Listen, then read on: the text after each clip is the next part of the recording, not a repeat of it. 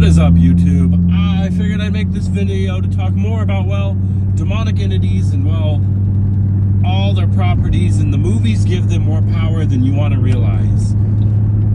Because technically, some of these demons out there, like Annabelle or The Crooked Man, or movies that are coming out, like scary movies like that is...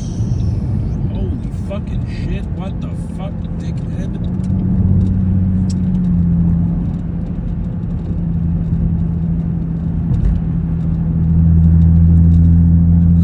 Did that asshole come from? Anyways, God, he just fucking cut me off. Jackass. Like I was saying, is movies nowadays, they make demons more scary than they need to be. It's like you're giving them power. But the thing is, and that's the thing is, nobody understands is, if you're not afraid of it, it doesn't have any... It's like the It clown. Stephen King's It clown is, at the end of the movie, it didn't have any power because they weren't afraid of it anymore. They didn't give a fuck about it. And it had no power, so it shrunk down to nothingness. That is how the legend goes, that is how any legend goes, is, well, when it has power, it's strong, it's powerful. Like your baby mama when she comes to collect cloud support, to buy the kids a new PlayStation or whatever. She's strong, she's powerful, but guess what? If you don't got no baby mamas, you ain't got no problem. You ain't got no baby mama drama. Demons are like baby mamas. They like that one woman. They open their legs for you. It's like candy once in a while. It's good, but then it's like, boop, boop. Here's the offspring. Sucks to suck, I guess. Sucks to be you. But now you gotta pay. Now you think you're cursed. Now you think all this bullshit. But guess what? No, you can beat a baby mama. Just get custody of the damn kids. Or say, hey, I don't want no custody. I want 50. I want to see the kid on weekends, and that's it. Some states allow you to get out of child support. Some states allow you to dodge that. Some don't. Figure it out with what your state legislation is. But we're here to talk about demons. Not like the baby mama drama, not like your baby mama drama. You may think your baby mama is a demon, but you know what? Nah. We're here to talk about real demons, like, let's say the Labubu, for instance. The Labubu, I truly, genuinely don't think a Labubu you buy from the store is demonic or haunted. I think there is a Labubu out there that is possessed or being used as a kind of like a car or like a spiritual medium that, yes, a demon is controlling and making it do things. But you also have to put in there and say, was the house originally possessed by a demon? Maybe. But what I wanted to talk about is pretty much demonic entities get power from, well, the amount of power a person gives them. I can sit here and talk about demons because I know a thing or two. And you can call me wrong or misinformed, whatever you want to say, but the thing about it is, realistically, we live in a world of sin. We live in a world of adulterers and drug addicts and porn addicts and, crack addicts, everything else. We live in a world of sin, plain and simple. And there's going to be different types of demons. Booze can be demons. Drugs can be demons. The ability to possess or want money can be a demon that takes power over you. Like it says in the Bible. It says in the Bible this, plain and simple. Money is the root of all evil. Maybe I got it wrong, but it sums it up to a parable in the Bible that there are three people. There are three people that are given money. One invests, one spends it all, and one buries it. The one that comes back and says, oh, actually scratch that, let me start from the beginning. So a king gives his three servants different money, the same amount of money, and says, do with it as you want. One goes out and spends it. One goes out and invests it and triples the amount, and the other one goes and buries it. So the king comes, a week later and says, "Oh, how are you guys doing with the money I gave you?" One says, "Oh, I'm broke. I spent it all on Nikes or commodities or, a new Nike tracksuit. How do I look?" The other one says, "You know what, king? You gave me this money and I invested it in the stock market and I tripled the amount of money you gave me." And the third guy says, "Oh, I just buried it. I got to protect it from people stealing." Okay. So the king pretty much got after the two dudes who were caught stealing, whatever. The two guys who were stealing. Or not stealing, but he got after the two guys who were... What was I going to say? He got after the two guys that were... I'm losing my train of thought here. Oh, he said to the first guy, "Oh, you doubled my money. Thank you so much. That's cool. That's awesome. Continue to invest. Continue to do what you're doing." The second guy, who spent it on a Nike tracksuit or whatever, he said, "Shame on you for not using your money wisely." And then the third guy, he said,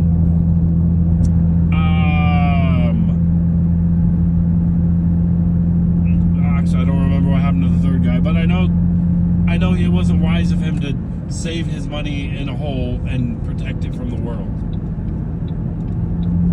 But all I'm saying is this is plain and simple. The love of money. Oh, the love of money is the root of all evil. Yes, if you love money, that is you are worshiping a devil. I'm not saying don't have money. I'm just saying is don't love money. It is hard to love money. It is hard to not love pornography. It is hard to not love drinking. It is hard to not love earthly things.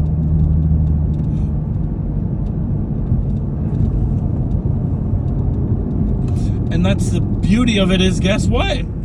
It is okay to sometimes have earthly things, but you need to know how to protect yourself. You need to know how to protect yourself from certain evils in the world. You need to know, because there are certain evils out there. There are evil entities out there. I do not doubt that there are demons out there. There are ghosts out there. There are mythical creatures such as Wendigos, Bigfoot. I do not doubt it. Holy shit, there are a lot of cops out for sure. They aren't evil entities, but some are. But all I'm getting at is this, plain and simple. There are evil entities out there. You have to know how to protect yourself, whether that's with a sigil, whether that's with whatever your demons are. You need to know how to get strong, not be afraid of them, not lose them, because the demons will have the upper hand. They always will. It's going to be hard not to fall short. It's going to be hard to not want to go cheat on your wife. It's going to be hard not to go buy a new car when you don't have the money. Good water. Good lemon water this time. Oh, my nose is plugged. Anyways, like I was saying, it is going to be hard not to do the things you want to do. I'm not saying don't spend money. No. What I'm saying is don't spend money you do not have. Because financing is a demon in itself. Financing, you are pretty much giving yourself over to temptation. You are allowing yourself to be corrupted by the power of greed. Like, oh, my boss just bought a new Range Rover. I want a fucking Range Rover.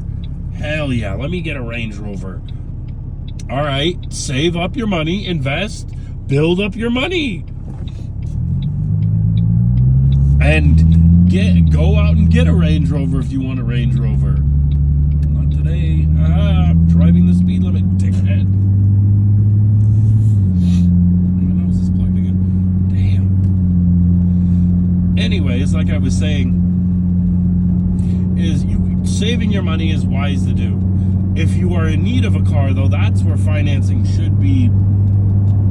If it is within your means, build a budget around it. Because remember, let's take a new car, for instance. You go out and finance a new car. You're going to have to worry about the loan payment. You're going to have to worry about insurance. stuff like that. And that's what I'm saying is, and then, I scratched that last part. And then after that, you will start to feel the guilt. You may be drowning in debt and you're like, oh, I really need a new car to get to work and forth. Cool. But that's the thing is, there are certain things people need to learn.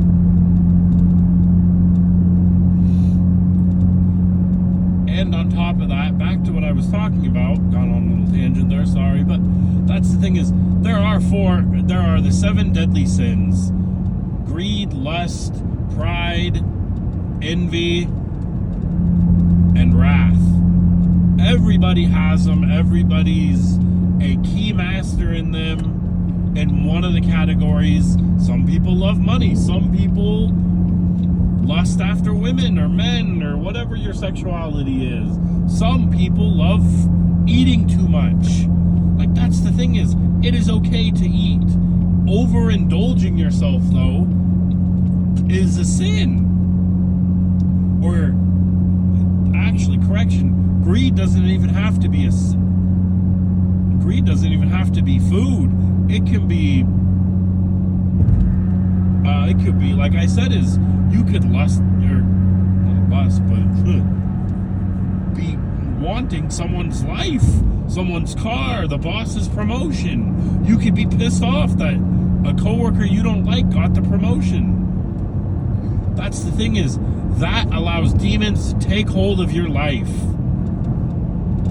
That right there allows demons to take hold of your life, is allowing greed, lust, things like that to take over. And once greed and stuff like that do take over, you'll start hearing voices to where, oh man, I'm just not good enough. The boss, my new boss of the promotion I just got, he's a real dick. Maybe if I do better, I can take his job. Maybe if I go complain to the CEO or the HR department, they'll give me his job because I'm the best at what I do. That's the thing is, you allow yourself to be possessed if you think that way. I don't think anybody understands that. And then exorcists have to step in and unpossess your ass. Plain and simple, we live in a corrupt world. There is no doubt about that. We live in a corrupt world. I don't want to hear anybody's whining or complaining, oh, but the world is perfect we live in. Everybody's corrupt. Everybody lies. Everybody cheats. Get over it. Figure it out. It's like life is a game of poker. You ain't handed the right hand, bluff your way till you make it. Or get a new hand. If that hand sucks, guess what? Fold. Correction, you can't fold in this one, but bluff till you make it, pretty much. All I'm saying is this. Back to the original topic of demons. There are demons in this world, plain and simple. There are portals to hell that nobody can see. Sometimes you can see them. Sometimes it is like the movies, like there's a tear in the world or a crack in the earth, and horned figures or red-eyed creatures come out of the earth to take your soul. What people don't understand is, for a demon to take your soul, you have to willingly give it to them. They can't possess a baby. They can't take over a dog. Babies and dogs are protected unless the owner of the mother or the father give up the right to that. I don't think anybody understands that. I hear it all the time. When people ask me for advice, it comes down to, well, I feel like I'm cursed. No, you're not cursed. Nobody put a curse on you. They can't. Curses only work if an artifact has been placed in your house. I can come look for that said artifact, and in that artifact, it's going to be a small burlap sack, no bigger than your thumb, no bigger than, I don't know how big. Shoot, I'm trying to think here. Maybe no bigger than an iPhone or whatever, or an iPod Nano even. and it's going to have rat bones, a piece of your hair, or something attached to you, whether it's a tear of your clothing or something. Maybe it's a crumpled up sock or a small picture of you. Who knows? But that's the thing, is it has to be a personal thing of yours. And the only way they can hide that thing in your house is if you let them. Is if you left them in your house for long enough for them to do it. But 9 times out of 10, the burlap sack is either hidden in the bathroom under the sink or somewhere where they can have small time access to for a large amount of time. Which, like a bathroom, perfect place to look underneath the sink. No, barely anybody looks underneath the sink anymore. It may be in the kitchen while they're cooking. They place something, they drop something in underneath the, they act like they're getting ice, kick it underneath the fridge. Nobody checks underneath the fridge anymore. That's what I'm saying, is it has to be a place where you barely look. Maybe even in the headboards. That's what I'm saying, is you can't say you're cursed without doing the research. I totally wanted to get over asshole things. But you can't say you're cursed without doing the research. That's what I believe in. Plain and simple. You can't say you're cursed without doing the research. If you think you're cursed, my first step to do would be to seek help. Go seek a priest. Go seek a well-known priest. Go seek a pastor even, and say, Pastor, I feel like I'm cursed. I don't feel safe in my house. I feel like somebody's watching me. Whatever is going on, tell a pastor. 9 times out of 10, they would like to come over to your house and check it out for themselves. A lot of the times, they'll bring over their Bible, and they'll pray for you. Some pastors will bring sage. Some will burn incense. My personal favorite is sage because it is easy to find and easy to burn. And it wards away spirits or helps flush them out. 9 times out of 10 is I've been able to flush out evil spirits with sage. Because there are good spirits that could be living in your house. Like a dead relative or just a dead family member. Well, the two are the same thing. Dead relative, dead family friend that are protecting you. But you got to remember, is once their battle is done, that evil is coming.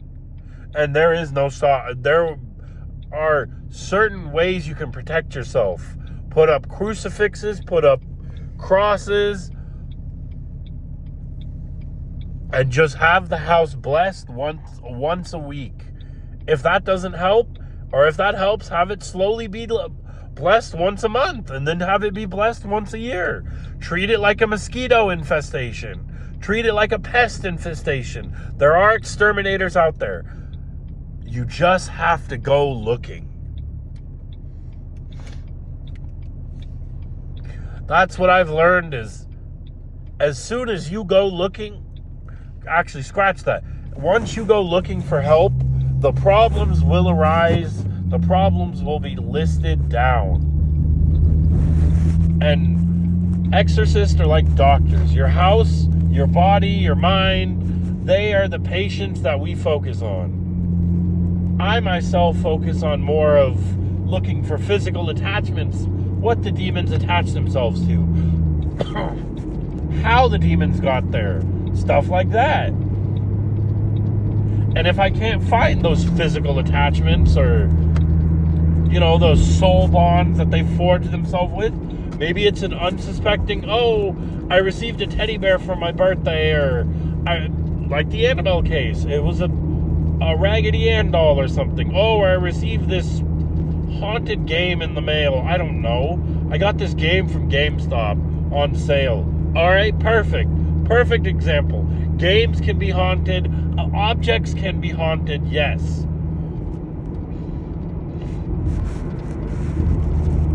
In some folklore, actually, I think it might be Native American, or I can't remember, but in certain folklores too, there are certain folklores, there are... Shit, where was I? I'm losing my train of thought. Driving and talking sucks sometimes. Anyways, there are certain folklores to where they do believe is objects that the deceased love will have them still linger in the house. Even if, let's say your grandpa dies and he had this pocket watch, he never went anywhere without it, and he dies, the pocket watch is on him, your grandpa's soul still could be attached to that pocket watch. He could still be clinging on, following you around, trying to get your attention to say, hey, it is time you let go of the pocket watch. I'm not saying trade it, I'm saying you have to give that pocket watch a proper burial. Don't have it smelted into a ring, you have to burn it, or bury the pocket watch with the body. Plain and simple.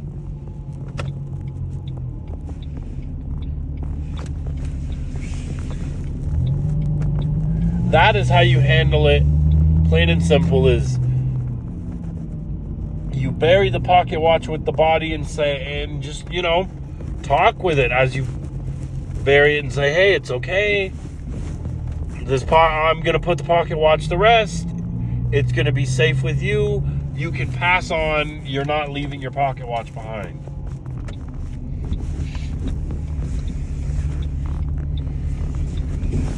I gotta sneeze. Woo! Sneeze again. All right. And see, that's the thing that is the beauty about demons is, well, actually, I need to adjust my parking. That is the beauty of knowing the enemy, knowing what is haunting you or possessing you, or possessing your house even. Knowing is half the battle. Like I said in my last video, knowing is half the battle. The enemy of my enemy is my friend, or the enemy of my enemy is my friend, something like that. But in all actuality, knowing a demon's name gives you power over it. It allows you to cast it out faster. Some demons will tell you their name, but some demons will give you many names. Like the devil, for instance. He goes by many names, like Lucifer, Satan, the fallen angel.